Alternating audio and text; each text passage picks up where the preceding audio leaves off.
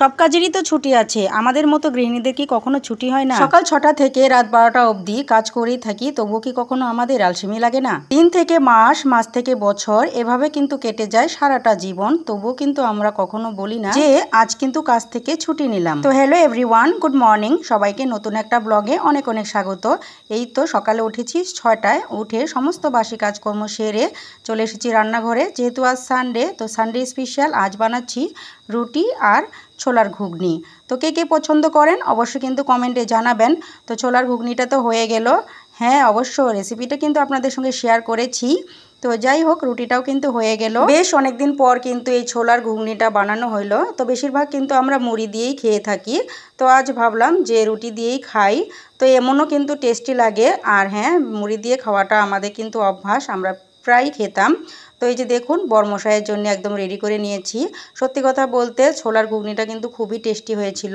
এখানে আমি মটর আর কালা চানা যেটা আছে সেটা দিয়ে একদম কম্বিনেশনে বানিয়েছি, তার জন্যই হয়তো বেশি টেস্টি হয়েছে। তো যেহেতু সকালে ব্রেকফাস্টটা কিন্তু আমাদের একদম সিম্পল হয় আর শর্টকাট হয়, তো আজ কিন্তু একদমই ডিফারেন্ট বানিয়েছি, তার জন্যই খুবই টেস্টি হয়েছিল। তো এই তো খাওয়া দাওয়া হয়ে গেল সকালের। এবার গিয়েছিলাম এই যে সবজি আনতে। আমি তো যাইনি, বরমশাই এনেছে, তো আমাকে এগিয়ে দিল, তো আমি নিয়ে আসলাম। তো এখন দেখি সবজি এখন কি কি এনেছে, তারপর তো রান্না বান্না করতেই হবে। আজ সকালের ব্রেকফাস্টটা যেহেতু একটু হেভি হয়েছে, তার জন্যই ভাবলাম একটু লেট করেই রান্নাটা করব। তো গতকাল তো কাপড় ধুয়েছিলাম কয়েকটা, তো সেটা একটু রোদ্রে দিচ্ছি। আমাদের তো আর একদিনে শুকায় না, দুদিন লাগে। আর স্যাটারডে সানডে মানে কাচাকুচির দিন, এই আর কি। তো কালকে কিছুটা ধুয়েছি, আজ কিছুটা ধুবো, ভিজিয়ে রেখেছি।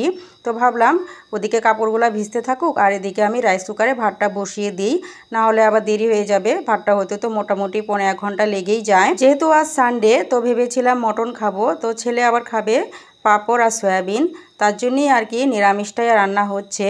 তো এই যে ভাতটা বসিয়ে দিচ্ছি, তো বসিয়ে দিয়ে তারপর দেখি বরমশাই কি কি পাঠিয়েছে, তো এটা দেখে তারপর বানাবো। সয়াবিন তো আনবেই, যেহেতু ছেলে খাবে।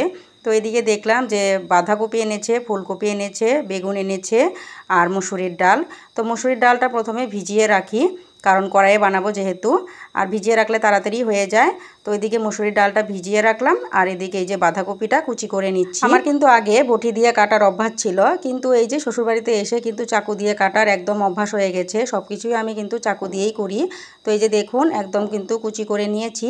এবার আমি দেব এটাকে ভাপ, কারণ বাঁধাকপি যদি আগে থেকে একটু ভাপ দিয়ে নেওয়া যায়, ভাজাটা কিন্তু তাহলে খুবই সুন্দর হয়, এটাই আর কি। তো ওইদিকে ভাপ দিয়ে নিলাম, আর এদিকে কিন্তু আমি এই যে বেগুনটা ভেজে নিচ্ছি।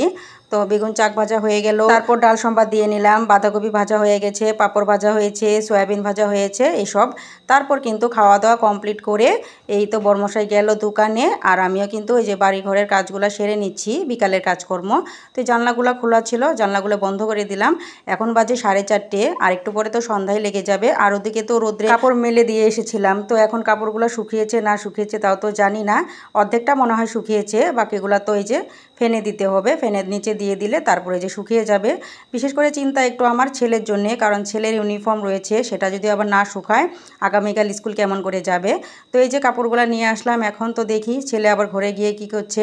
ছেলে তো আমার যা দুষ্টু রে বাবা, ঘর দ্বার সব কিছু কিন্তু এলোমেলো করে রেখে দেয়। তো এই কাপড়গুলো তো রোদ্রে দিয়েছিলাম, এটা তো শুকিয়ে গেছে, কারণ এটা গতকালকে ছিল।